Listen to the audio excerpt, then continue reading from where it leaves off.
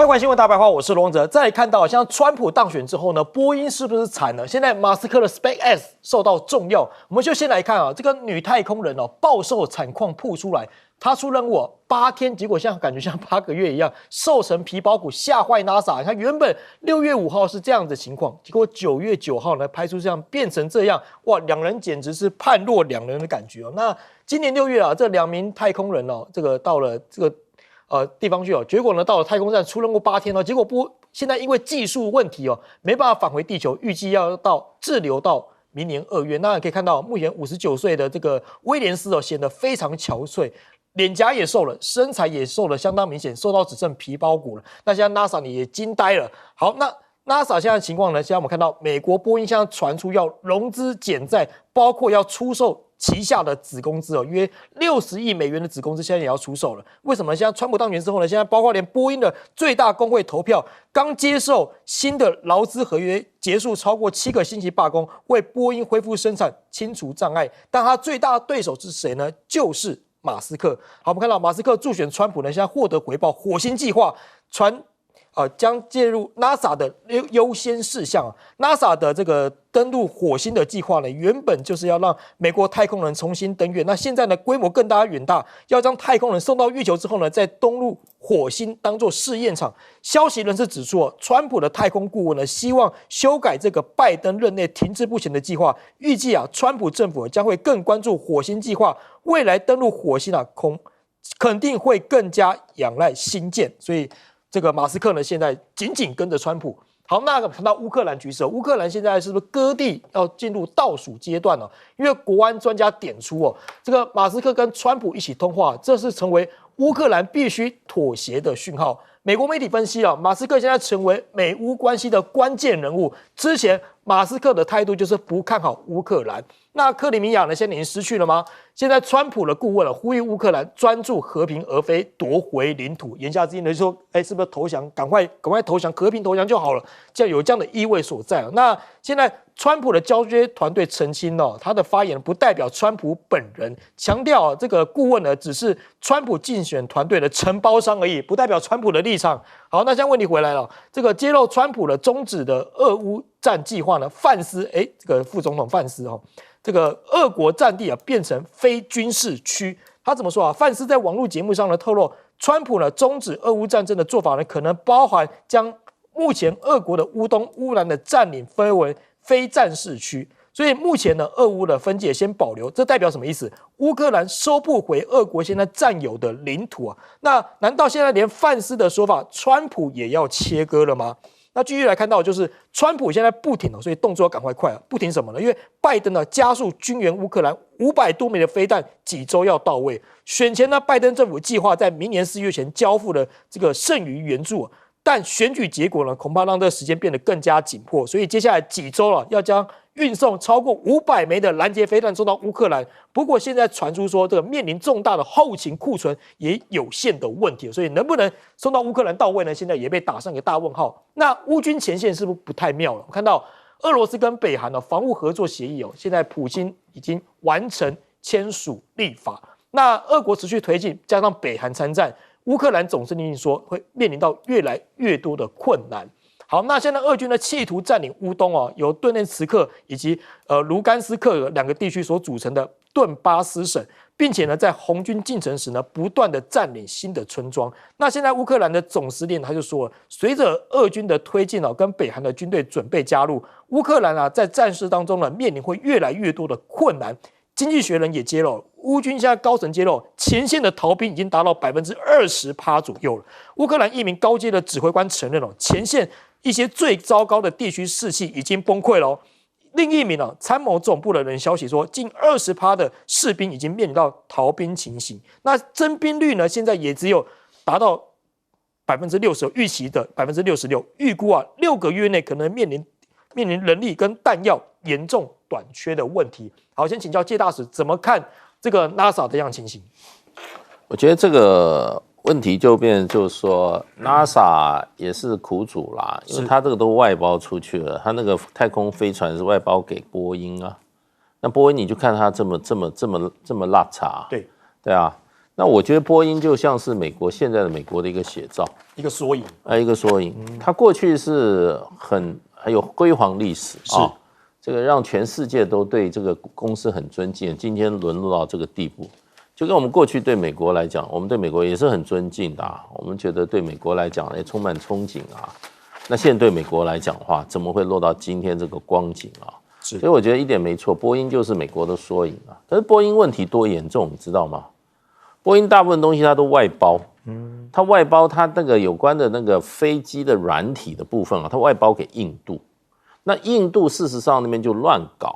他把它都给去一些翻译哈，他这个外包的时候啊，他都交给一些没有航太知识的一些工程师啊，去写那个软体，结果很多问题都是软体出来了，软体出问题，像这个737 MAX 2次失事，都是怎么样？它的自动控制系统被锁死，飞机是直接从它原来高度直接坠地，两个都一样，好可怕哦。这个不是说舱门掉了，也不是说这个引擎这个熄火了，这是它的内部的自动控制问题。那他们现在也其实查出来也不敢去讲啊。那还有很多一些零件应该用钛金属的，跑到委外给这个印度的厂商的时候，他觉得没必要，他就给你改成另外一种金属。所以这种事情现在查出来，这个层出不穷啊。是。那所以这个波音公司就是现在这个问题，只是在收烂摊子，不断的过去的作为啊，还不断的在怎么样影响现在的安全表现。所以这个公司很危险的，非常危险的，所以才会把一个太空人家8天给人家搞了8个月还回不来，是，对不对？这个让人家现在受，他这个能够还要等到2月，还要等到2月，很痛苦的。对不对？那一个公司可以干出这种事情，你看美国社会拿他也没怎么办啊。是上一次美国国会2党听证会把那个波音的董事长，这个 CEO 现在讲了半天，发觉这个 CEO 哇口才过人，然后呢讲什么最后他都没责任，他不承认任何事情。后来呢有个众议员就问他说：“请问一下你1年的薪水是多少？”他承认了，你猜多少钱？多少钱？1300万美金。40亿台币一年的薪水啊！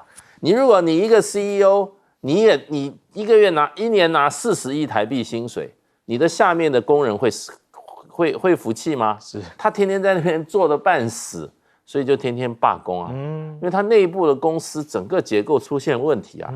然后那个 CEO， 那个美国众议员就问他说：“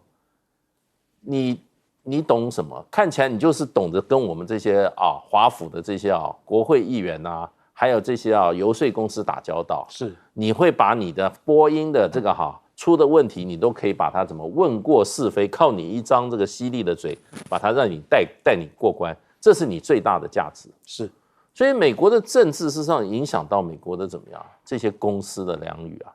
所以 CEO 他不是专业，他就是一个会搞政治的一个嘴巴很厉害的人。可是他拿了40亿，真正工程师、真正懂这些飞机科技的人在那边苦哈哈，所以他们要罢工嘛。是，所以问题真的很严重。那我觉得俄乌战争现在问题会越严重。为了我不是说我对这个拜登这个人没信心，我觉得拜登现在会把这个俄乌战争的火烧得更大，直接把点更旺。对，因为他不愿意川普变成怎么样带给俄乌和平的这个人，是他会给拜登、川普未来的工作添加难度。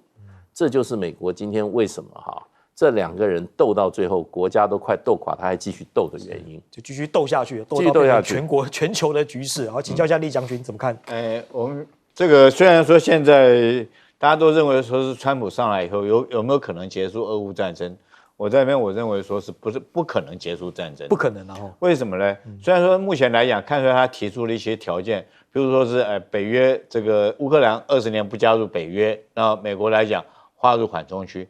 现在关键不是你在那边叫我们讲说川普是商人来讲就是漫天喊价嘛，这个漫天开价就地还钱嘛。是，那你现在看我们。就以做生意来讲的话，你认为现在是这场战争现在是普京的市场还是川普的市场，对不对？谁有利，谁这个才有喊价权嘛？那现在我们看这张图好了，各位看一下这张图，现在战况图，大家看一下，我特别注意到如果红军城被攻下来之后，那扎波罗热已经是俄军攻陷的。那如果说是红军城继续向西攻，直接指向第聂伯罗，然后扎波罗热也向北攻，就打到这个第聂伯罗。第聂伯罗上面大家不要忘了，上面还有一小点的红点，那个地方是什么地方呢？就是哈尔科夫。那是不是整个乌东地区都是在我们如果以围棋来讲的话，都已经彻底的被包围了。哈尔科夫这边也在打哦，这沃尔昌斯克在这个地方就是上面那个红点。那在这种状况下，大家要知道，战争绝对不是说是慈善事业哈。这个打了就算，我如果说能够打赢了，我可以打到你无条件投降，我绝对不会半途而废的。是，所以我一定打到你无条件投降。那现在乌克兰很惨到什么程度呢？他惨到库尔斯克那边大概所有部队，我相信一个都撤不出来了。以现在的我自己的分析判断，一个都撤不出来。在这种状况下，这个普京一定是彻底把你乌东整个打下来后，我们1月份等你当上总统以后，我们再来谈条件，到底要怎么样？因为都是我的市场，由我来叫价。现在是由普京来叫价，不是你川普那边叫价。是说你要怎么样，我就要答应怎么样。你要知道，这个普京也不是吃素的。是，所以另外来讲的话，我特别举一个例子哈，现在这个报章有报道，乌克兰惨到什么程度？他们前线在做弹药交易，大家知不知道什么叫弹药交易？什么是弹药交易？弹药交易就是因为乌克兰它是所有武器都是杂牌军队，就是北约支援给他，但是北约这些国家各自还是有私心的。比如说同样的炮弹来讲，战车炮弹来讲的话，英国的炮弹叫做膛线炮，它的炮弹是会旋转那种炮弹。是。然后美军的炮弹 M1 战车的是滑膛炮，这两种炮弹是不一样。那你往前面送的时候，你怎么知道哪个部队要用什么炮弹？现在乱到什么程度？就是说，他滑膛炮送到给这个膛线炮，膛线炮送到滑膛炮，甚至于说是152公里的送给155公里。所以前线他所收到的炮弹他不能用，它变成彼此要交换。这代表什么？就是后勤整个都乱掉了。当后勤整个都乱掉的话，这影响是非常大。所以我觉得俄乌战争现在来讲的话，一定是普京的在喊价的市场。那川普大家不要认为说川普上来他就喊停就喊停，没那么容易的。就算是你不支援乌克兰来讲的话，普京也继续给你打到底，达到他所要的一个战略目标，他才会停手。是，好，请教彬哥怎么看呢？我觉得美国的太空事业显然出现了很大的麻烦，因为早期 NASA 的东西都是自己做，对，那后来就开始就是找这些外包公司，那外包公司的品质看起来跟当年 NASA 好像不是在同一个水准的情况下，所以最近这几年可以屡屡看到 NASA 任务一直出一些问题哦。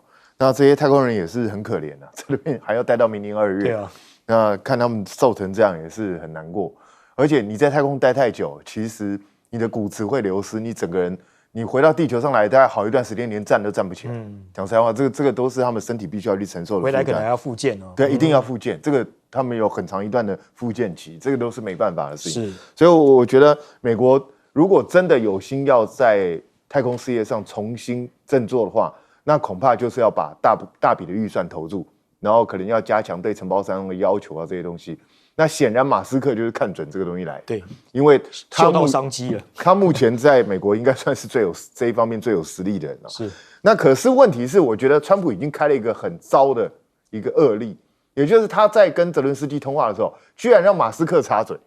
马斯克先跟他通过几句话，然后再回来。他像是国策顾问嘛？对啊，我觉得这真的是非常奇怪的一个角色。马斯克到底是什么角色？是，对啊，这真的很诡异哦。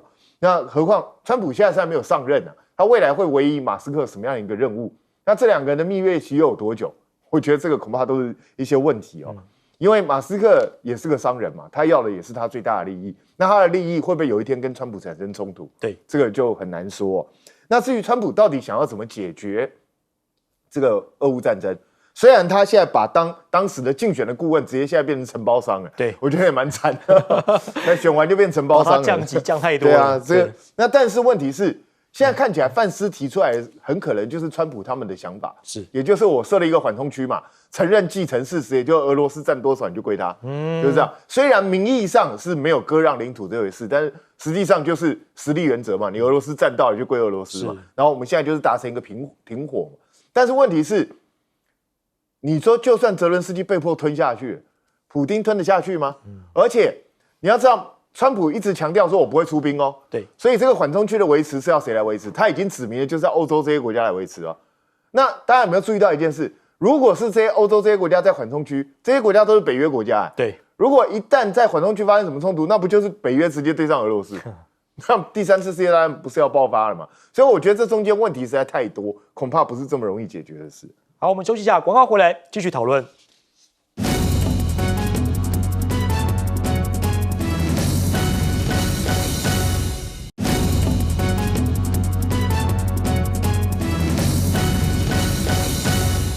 欢迎回来新闻大白话，我是罗旺哲。再看到大陆国家主席习近平现在出访秘鲁，13号要到秘鲁了，将更新自贸协定，因为将要参加到秘鲁参加 APEC 峰会，那将有400名有意投资基础建设跟技术的商界代表随团而行。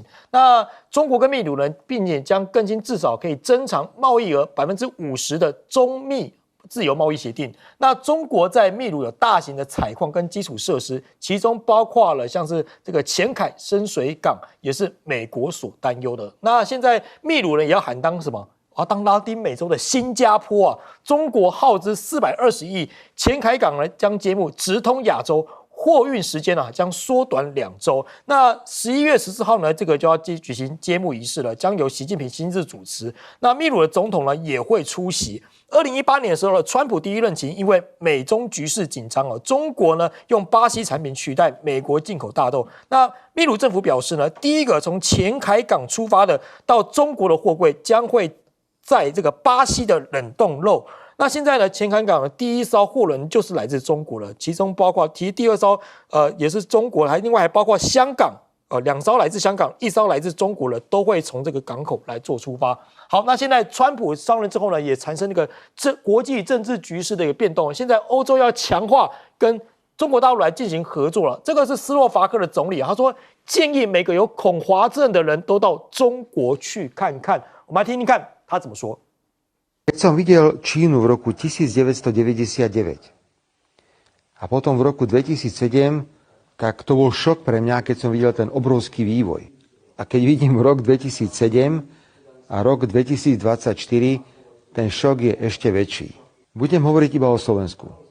Odporúčam každému, kto trpí činofóbiou, aby využil možnosť, že už teraz nebudú víza na 15-dňové návštevy Číny. A letel do Číny a zistil, čo sa v tejto krajine deje. Ja nemôžem nič iné.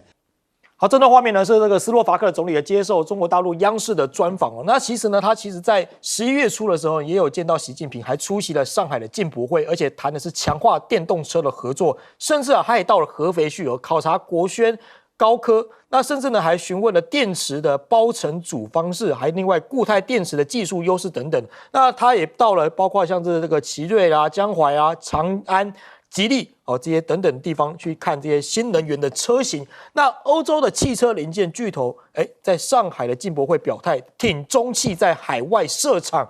那欧洲的企业的出席的情况令人受瞩目，包括像是这个宝雅、奔驰、大众等一众这些重车巨头呢陆续亮相。那这些巨头通通到场之后呢，他们希望说，是不是能够把这些战场这个关注的眼神从西到东的战略转移，把资源重心呢逐渐转向到亚洲，尤其是向中国来做倾斜，这是欧洲企业目前的风向。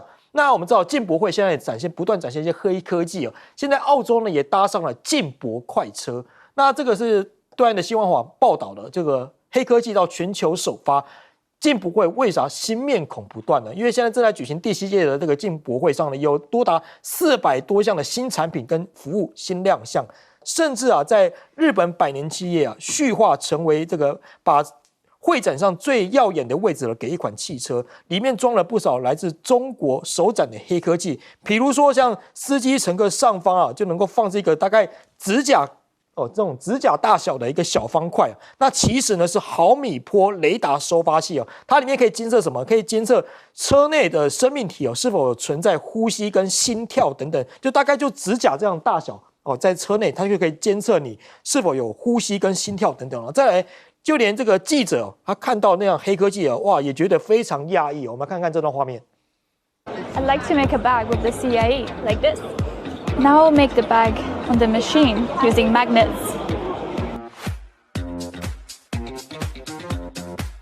can choose the font for the bag, CIIE.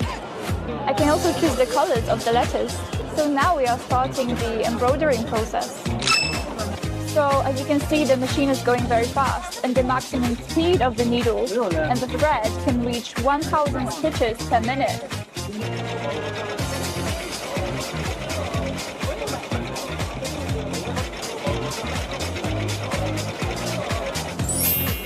Look, it took less than 5 minutes to complete it. 这科技的脚步呢，真是让人越来越压抑。只有5分钟而已呢，就用机器可以绣包了。那另外呢，可以看到澳洲的洛梨哦，作为暂未获得中国意检核准进入的农产品，那这批洛梨呢，也受益于目前进博会的特殊审批的政策，搭上进博快车，顺利入境参展，首展呢就签下了2亿美元的大单。好，我们先请教一下介大使，介大使怎么看接下来的这个 APEC 情况？对，我想这次 APEC 啊，可能就是说，主办国跟大陆的关系哈，可能会被这个前开港的这个开幕哈，把它整个把 APEC 的光芒都遮掩住了。因为这个前开港是秘鲁这个最大的一个公共工程了，最近几年啊，那它的是在中国大陆“一带一路”的向下啊，中国大陆哈。那么给予资金技术哈，这个协助建成的，而且建造速度非常快。秘鲁的总统事实上2个月前也到了北京，他也特别希望加强跟中国大陆的关系。可是你要加强关系的话，你要有所谓的这种基础建设啊，交通就是最重要的。所以前开港这个开始使用以后，我想中国跟秘鲁的关系会更大的往前走。秘鲁这个国家，它的矿产的这个蕴藏量全世界第7位，是什么都有啊，而且都是很关键性的，比如说铜啊、铅啊、锌啊、金啊、银啊，储藏量都很丰富。那这些都是中国大陆作为世界的这个工厂啊，这个很需要的一些原料。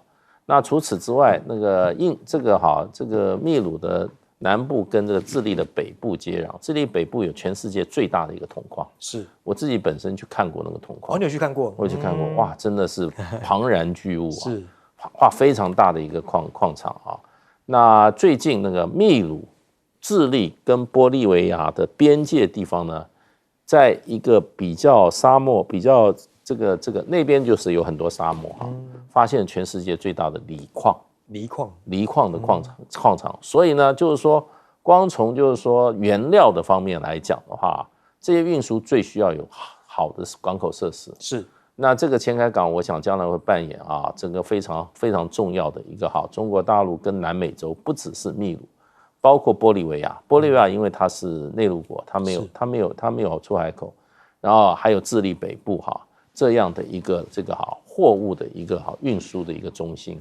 所以我觉得这一次去，习近平去的话，他也会看到他多年的这个“一带一路”这个布局这个还有就是说对中国大陆所谓的就是说这个矿产的供给的安全性来讲的话，这是很重要走出来一步。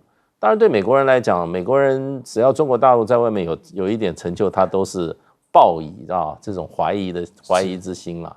我觉得说什么将来只要港口就可能变成军港，只要是这个机场，将来就可以变成中国大陆的军事基地，每天就在那边拆的有点无聊了。我觉得中国大陆即使海军再强，也不会把这个前开港当做它的军事基地。人家是商业的东西而已。对，这是纯商业考量，这个商业的这个重要性极为重大。那军事的话，对中国大陆来讲，它又没有领土野心。又不想称霸世界，是那像美国那样搞劳民伤财嘛？美国搞了800多个国在海外搞了800多个军事基地，让它的军事预算是全世界比第2高的高了多少倍啊？它的2、3、4、5、6、7、8、9、10加起来都没有美国一个国家的军费高，那也是造成今天美国国力下降的很重要原因啊。是对穷兵黩武的国家，他会照顾老百姓的民生吗？他的经济会发展吗？所以我觉得美国用他的想法去想中国大陆我觉得确实是没有那个必要，而且是一个错误的想法。是好，请教李将军怎么看呢？我觉得这次大陆的进博会可以看得出来整个大陆的一个进步。我印象中，我小时候那时候中美刚开始建交的时候，在民国66年的时候，大概我读军校的时候，中美建交，是那时候大家就在讲说，为什么美国要抛弃我们，跟中国大陆建交对？那时候有一个学者跟我讲了一句话，他说人家美国去大陆14亿人口，每一个人买他一瓶可口可乐，你看他可以赚多少？一天就赚14亿啊！对啊，就卖了14亿一瓶啊。但是你要知道，现在来讲，大陆的经济水准已经不是买可口可乐了，他买了酪梨，是不是更好酪梨？所以你看现在来讲的话，他要的东西已经不是所谓的这种就是低端的产品，他已经消费能力可以到高端的产品。所以我想说，这次的上海进博会啊，包括各国的这种都想办法去推销最新的东西。当然，大陆来讲，他们自己厂商也会推销出去。你要知道，有时候我们台湾来讲，我自己想想看，你怎么跟大陆竞争？我刚刚看到这个刺绣那个包，哦，那个很厉害呢。对，问题是说台湾你有没有市场？是对不对？台湾它这么速度这么快的东西，问题是说它这个成本到台湾如果说来卖的话，不见得可以卖得很好的一个价格，因为它自己本身维修啊或干什么还是要有工人。那你台湾有多少？也不过就是2300万人嘛。是，所以你跟大陆14亿人口来比的话，它就有那个市场，它有这么多人，而且它消费得起、买得起这种比较这个刺绣这种玩意。对，我们台湾不见得买得起，因为刺绣这种东西不是生活必需品。但生活必需品来讲有很多了，就像是我们现在看到的酪梨，包括现在来讲的话，更高阶的包括汽车。其实我有一次看到大陆有一个产品，它是什么咖啡机，你知道？我们台湾我们现在经常去看星巴克或者是 7 买那个咖啡来讲，它大概一次只能做1杯。我看过大陆，它一次可以做10杯，一排这样做啊，一排这样做，哇，厉害！然后一下做出来。我说那你怎么不到台湾来这个推销这个东西？他说你们台湾没有市场。为什么你不可能说一口气有人要订10杯的咖啡？那我何必派一组工人或干嘛在那边保持这种维修，对不对？你台湾大概一次顶多就是1杯咖啡，但是大陆他们会不会有一口气买10杯？他们经常一口气就买10杯，因为他就人口这么多嘛，可能是买100杯，然后分10杯10杯装。对，所以我觉得这次这个进博会哈，其实当然跟这个珠海的航空展来讲，一边是这个两边的性质是完全不一样，但是我们都可以把它当做一个商业的行为。这个珠海航空展，我们可以看出是一种武器的这种市场在买卖。那进博会可以看出来是一种民生的东西在这边做买卖。那我相信来讲的话，这次进博会一定引起各方的国家的这种注意，也会去关心关注了。那我们要讲说是这个斯洛伐克不是一个大国，只是一个小国，只有500多万人口。但是斯洛伐克、塞尔维亚还有匈牙利，可以说是北约国家的反骨仔哈，他们跟这个北约国家不见得能够配合，可是他们就比较偏向于中国。为什么？我家国家小，我经济实力比较弱，我必须要生存，我必须要有好的生意，所以现实问题他会这个跟中国来做这个电动汽车或各方面的方方面面合作。我觉得这是中国进入欧洲的一个踏板，在这个地方就斯洛伐克、匈牙利还有塞尔维亚这几个国家。是好，请教彬哥。我是觉得就是大陆现在很明显的，就是我除了军事很稳定的增强自己的实力之外，最重要的是他在经济上，在整个世界的影响力在不断的拓展当中。他在全世界各地，不管他推的是“一带一路”也好，或是跟南美洲的这些国家合作也好，他目的就是要不断的跟世界各国做生意、做朋友，然后协助他们的一些基础建设，然后扩大自己在世界经济上面的版图。所以这跟美国其实走向有点不太一样。你看，美国在全世界有900多个军事基地，中国大陆才几个而已。所以我觉得中国大陆并不想要在军事上面，在全世界的舞台上去跟美国争霸。我觉得美国想错了，中国大陆要的就是至少现在保持在西太平洋这个地方，它拥有一定的优势。那其他在世界其他地方，他知道他不可能花这么多的力量去跟美国做军事上的斗争，还不如在经济上求自己稳定的进步。所以美国如果一直以为中国大陆想要在全世界的范围内，中国大陆跟他做军事竞争，我觉得美国的战略根本想错方向。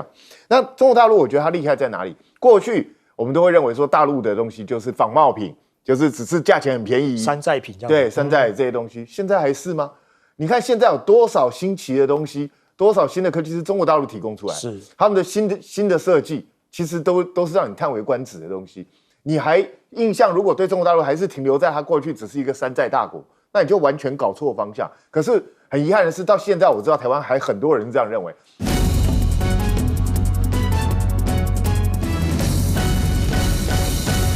川普现在呢已经确认当选了，那到底人事方面怎么样安排，就会是大家最想知道的。眼下呢，他13号就即将要前往椭圆形办公室，也就是白宫这边来跟拜登会晤，两个人在选后认识一下，其实上次早就已经认识了啦，做个交接嘛。以前是他交给他，现在变他再交回给他。好，反正呢，川普这一次回去肯定满满的新闻版面。到底呢，他现在下一个任命的会是谁？在宾语之后，他现在讲了，内部的人宣布，川普讲不会要这两个人入阁，一个呢就是蔡政府很熟悉的 Pompeo 说不会让他入阁，另一个呢则是在初选的时候也是杀到见底的海莉说不会让他入阁。当然呢，他讲话一定是面子要做给对方嘛，很感谢他们对我的支持，他们为国家所做的服务。但是呢，他的老朋友就直接讲了，那是因为呢他们是新保守派，对于川普的让美国再次伟大，其实并不好。五角大厦的部分，先前也传出了非常非常多的名单，好，包括了这个参议员Tom Cotton 先前也说有可能有机会，现在被说也出局了。那有可能是谁 ？Pompeo 不是出局了嘛？那就不行了。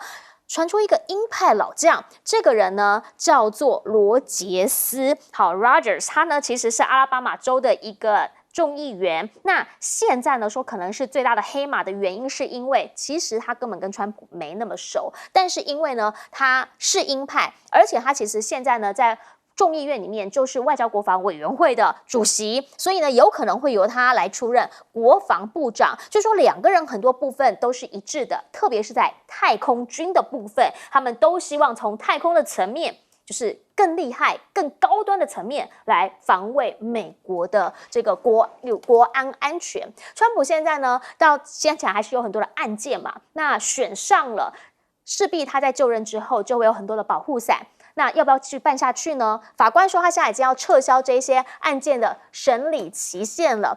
换句话说，这个东西现在就搁置下来了。川普之后确实也许啦，就是开始掌握了参众以及他自己的整个主政大权，地方上头有很多也都是共和党的势力之后，有没有可能开始大规模的驱逐，而且呢，这一波甚至也让加拿大旁边的邻国都高度戒备，因为他要把这些非法移民给赶走，就怕这一些人会外溢出去。那加拿大这边呢，他们将会密切的关注美国边界的发展，而其他的各国也开始要做准备了。英国讲的讲法是要把国防开支提升到2.5%，不用等你讲。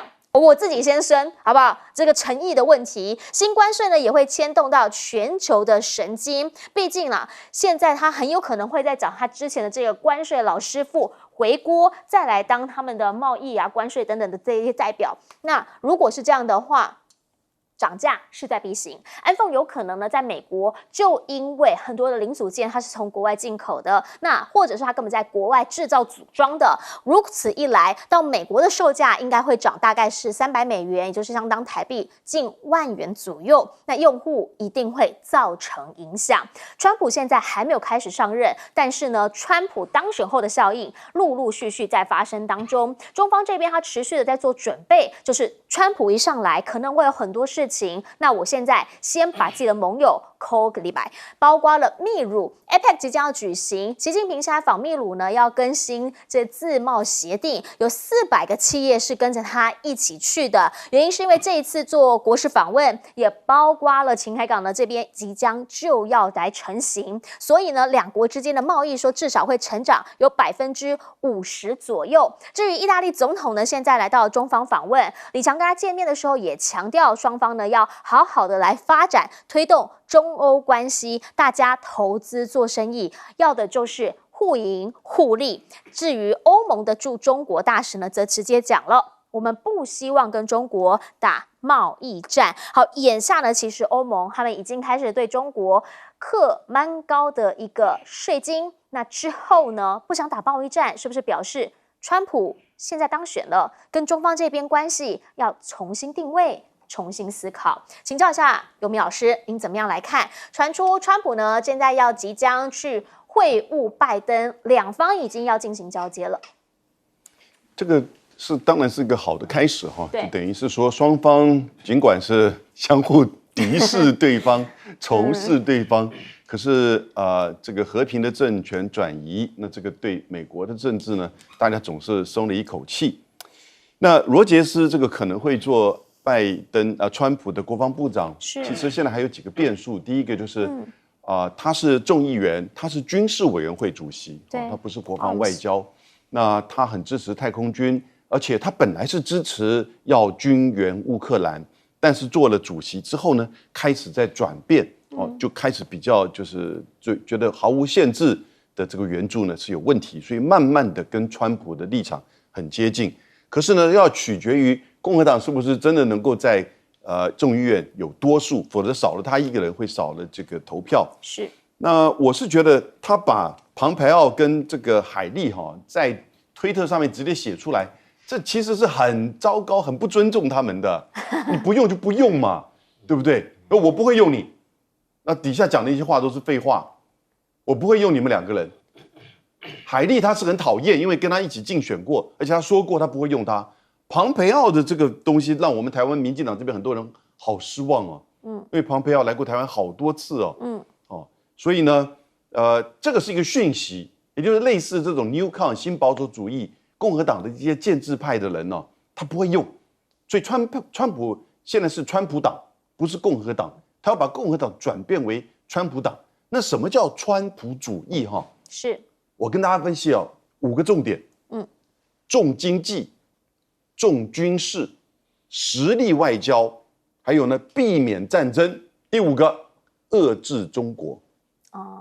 重经济，这个是他的核心，他当选的理由。重军事，这个是他一直都很强调的。所以呢，他要一些同盟国，你要分担这些美国的一个驻军的费用，然后呢，实力外交，也就是他不跟你客气的，这是一种强权的这种外交的手段，而且他不会分对象，他对这个盟邦也是，对这个对手也是。然后呢，这个是所谓的避免战争，这个他讲得很清楚，川普不喜欢战争，至少那种无止境的战争呢，他绝对不会跳到里面去。遏制中国，这是他川普主义里面很重要一个内涵。我觉得这5个东西都会再深化、再加强。那中国怎么因应呢？其实我看了一个讯息很有趣味，在美国大选投票前开幕的中国的进口博览会，中国大陆的总理李强，他做的致辞，他里面谈到了几个概念扩大开放、单边开放、制度性开放。扩大开放我们了解，然后呢，制度性开放我们也知道。所以，当美国开始在走保护主义、贸易壁垒的时候，中国在走开放、支持自由贸易，这有点这个角色对调，你有没有觉得？好像70年代美国作为霸主支持自由贸易的，现在中国在做，美国在那边把这个围墙给竖起来。但有个概念叫单边开放，各位现在最近有没有听说过？中国大陆现在单边的对一些免签，那个不是过境免签过境免签不一样，过境免签就是你要到第3国去，然后呢，你可以在中国停144个小时，而他这个免签呢是放15天，也就是我都单方面就放你免签。那亚洲这边呢就是韩国不知道什么时候日本或者东南亚一些国家也会纳进来，那欧洲也有很多的国家，但这个观光是一个项目而已，它最重要是这些投资，最重要是这些贸易。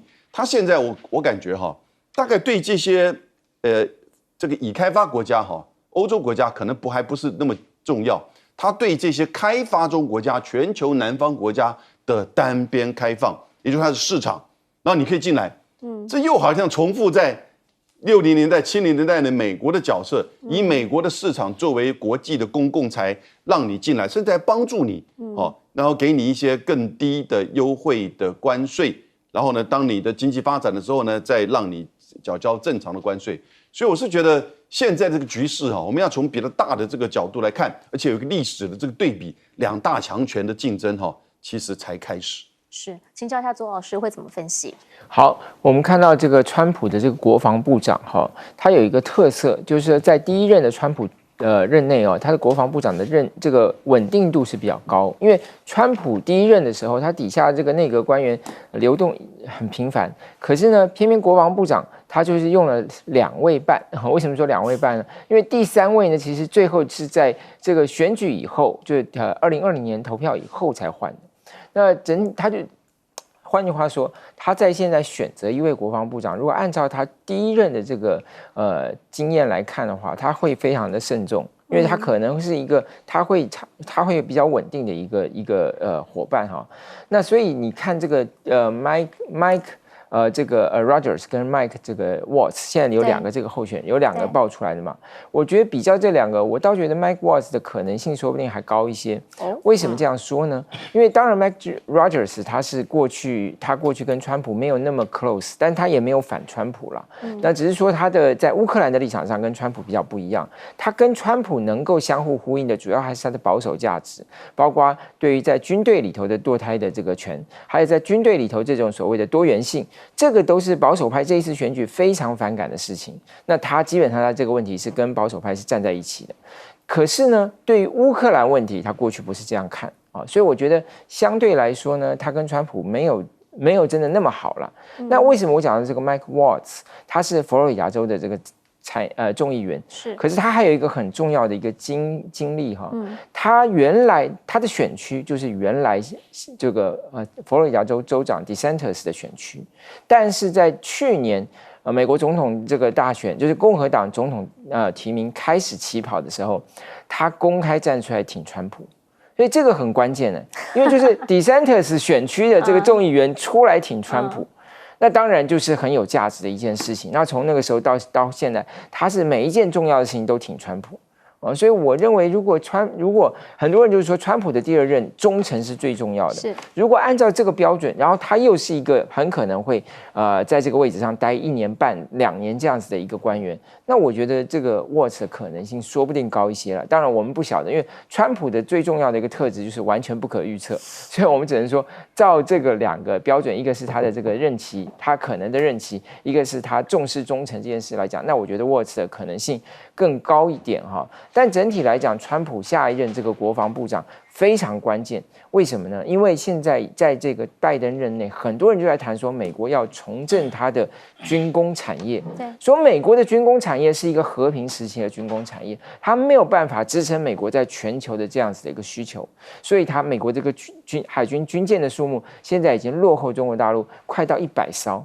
那这样子的情况下，美国要改变，这个国防部就扮演非常重要的角色，所以以后国防部可能会变成一个大型的发包中心呢。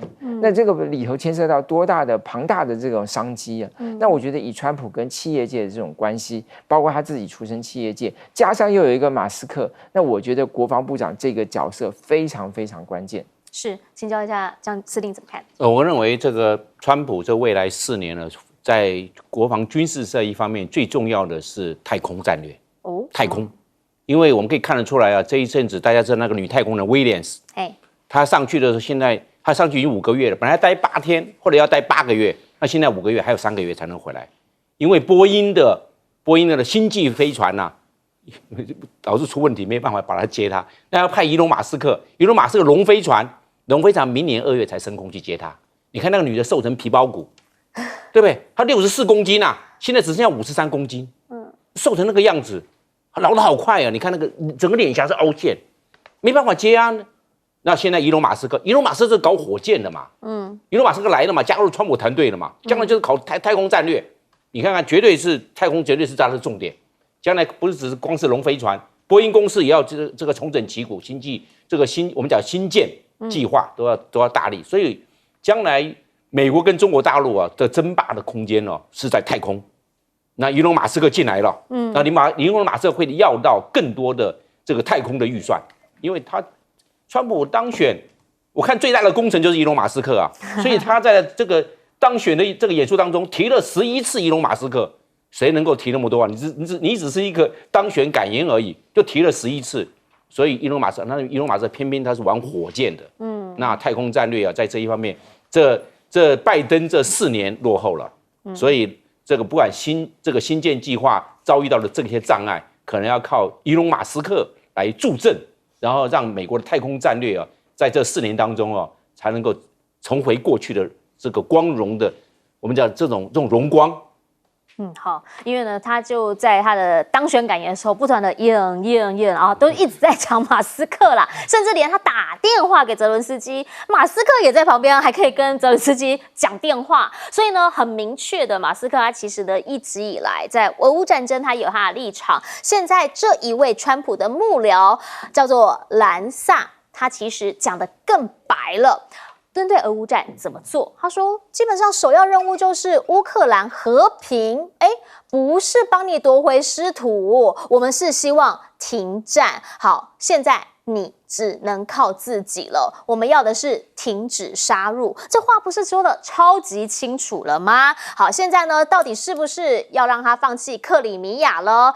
他们的团队澄清说，哎呀，没有啦，不代表我们的立场啦。但是呢，他们只是我们的承包商。但是当你听到了泽伦斯基讲电话的时候，也跟马斯克一起讲电话，有些时候这是不言而喻的，有些话不好说得太明白。欧盟外长呢，现在是承诺了乌克兰坚定不移的支持，说反正没有人知道他们会做什么，但是我们一定会挺你的。但是欧盟里面有不同的意见，譬如斯洛伐克的总理，听听他怎么说。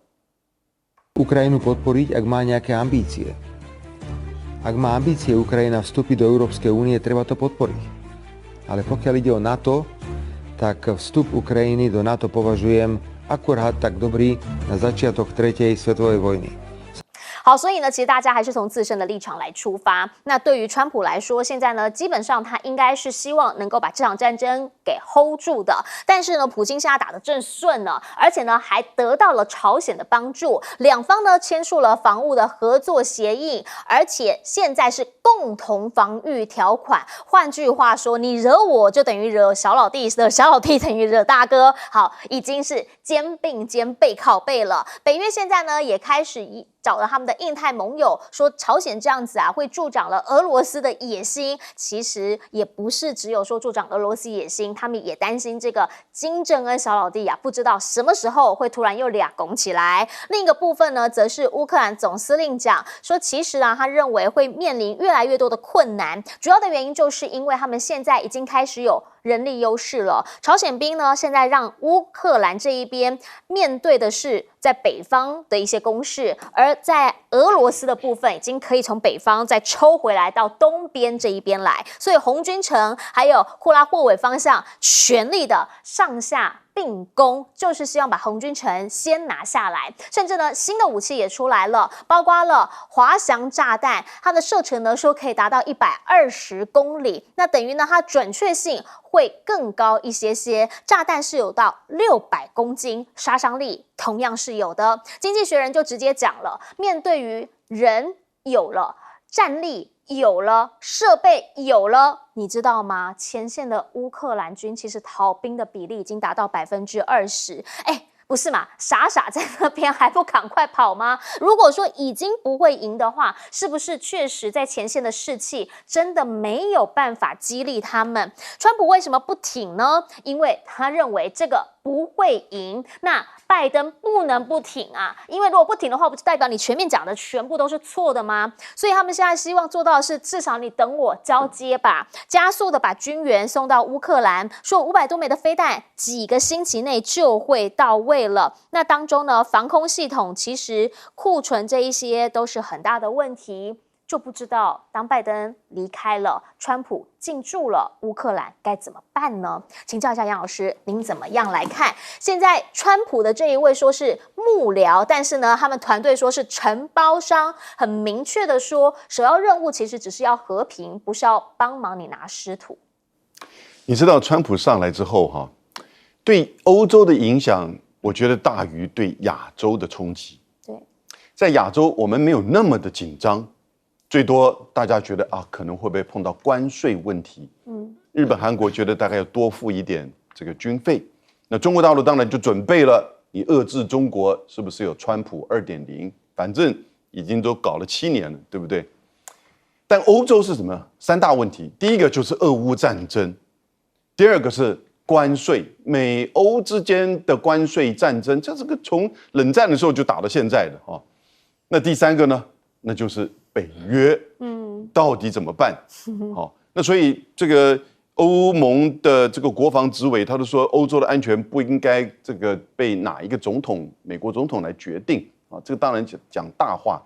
马克宏呢，法国的总统最近就说，我们欧洲要自主，我们欧洲还是可以改写历史、主导历史的。你最好不要写历史。你从1648年到了1945年，400年期间，你怎么写的国际的历史？帝国主义、殖民主义，对不对？占领、剥削、战争，所以欧洲写历史不是一件很光彩的事。那现在你也没有这个能力再去主导写历史，那意大利的梅洛尼就讲得很务实了，是他说我们欧洲应该把自己先整顿好，这个讲得很对，但怎么整顿呢？俄乌战争怎么整顿？大家外交部长聚了一起，还是说我们要继续支持乌克兰？那现在乌克兰的问题就刚刚讲的咯，不是帮你去争回失土，川普完全没有这个想法。那不只是克里米亚，现在被占领的这个乌东地区，川普都没有意思要帮你争回来，因为那个会打得无止境的战争。我刚刚讲嘛，川普主义的5大项嘛，强经济、强军事，然后呢，这个实力外交，避免战争，遏制中国。那这个避免战争是川普主义的一个核心。那尤其马上看到的就是针对俄乌战争。那他讲他说他会在24小时之内结束俄乌战争。其实我们现在放宽一点讲，就是他上任之后的24小时，距离现在还有2个多月要达到所谓的结束战争，那当然不可能签任何的和平协议，在那个时候，我觉得就是停战停火。所以他上来之后，是不是能够很快也不一定24小时，很快的能够停战停火。所以现在俄乌尤其俄罗斯这边就很清楚了，我还有2个多月可以打，我就尽全力打，对不对？打到后来把那个停火线或停战线就继续的往乌克兰这边推，那乌克兰这边也知道川普后面不会再给他武器了，现在赶快多给的武器以及口头上给的支持，也没有办法阻止乌克兰军队继续的逃亡了。所以这个情况已经非常的清楚，所以现在就等马上要进入到冬天了，战争也不会有太大规模的这个变化，所以呢，就是等于是看看时间到了临界点的时候呢，怎么样达到停火跟停战。所以我是觉得，其实俄乌战争的这个发展对川普主义会是第一个测试。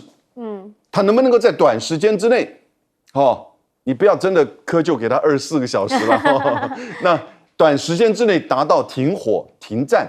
那至于未来俄乌之间怎么处理、怎么谈判、怎么达成这种就是一个协议，我觉得那个需要更长的外交的时间。所以俄乌战争的冲突跟它后续的影响不会那么快结束。第一个，对俄罗斯的制裁会继续在那边好几年。那这个对川普而言他无所谓，但是呢，对欧洲而言呢，他怎么去面对俄乌战争停火之后他们自己内部的这个所谓意大利总理讲的把自己整顿好，经济、能源、北约，这个接下来一项一项都必须去跟川普去谈。那我是觉得，这个现在欧洲面临到的问题远高于我们现在亚洲面临到的川普主义的冲击。而且也必须理解一件事情，就是当美国不愿意再给军援之后，欧盟以及欧洲他们现在现有的经济状况，确实你也很难直接一直在支撑下去。那如果是这样的话，它内部需要消化就包括了你承认你先前所做的一些决策可能没有办法达到你的预期目标，如何认错，如何修正，如何改正回到正确的道路上，这可能对于各国领导人都是很大的一个挑战。我们等等回来继续来说。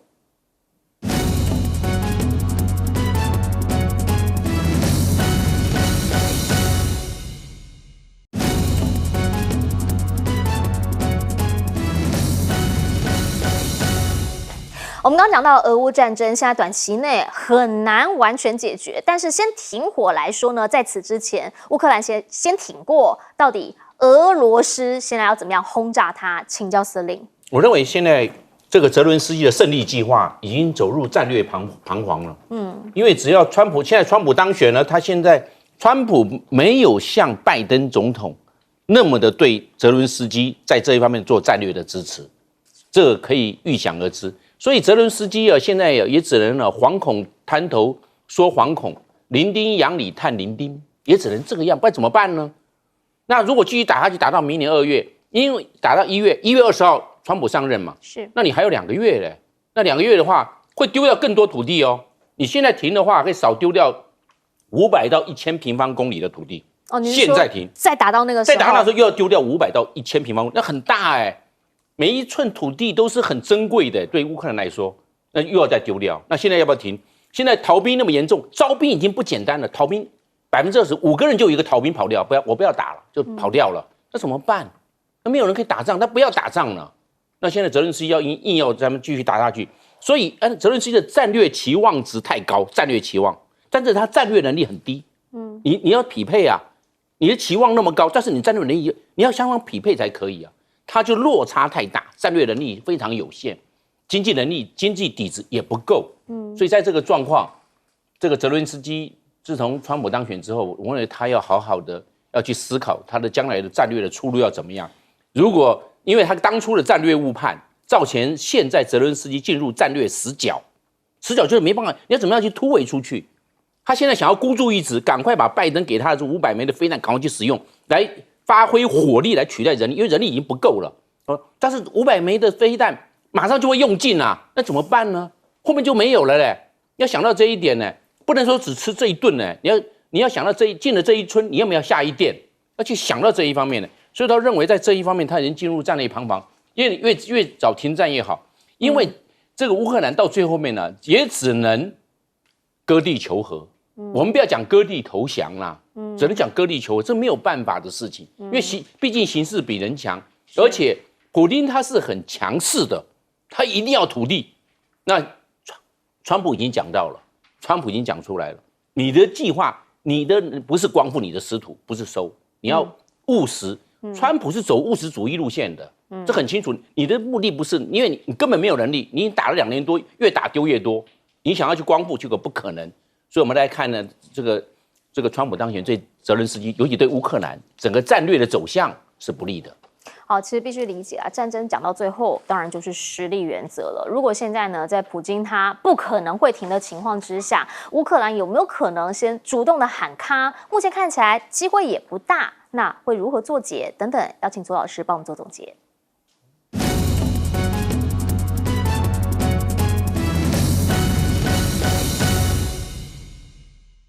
受到川普影响，诚如刚刚杨老师所说，最大的最感觉到严重的地方，应该就是欧洲了。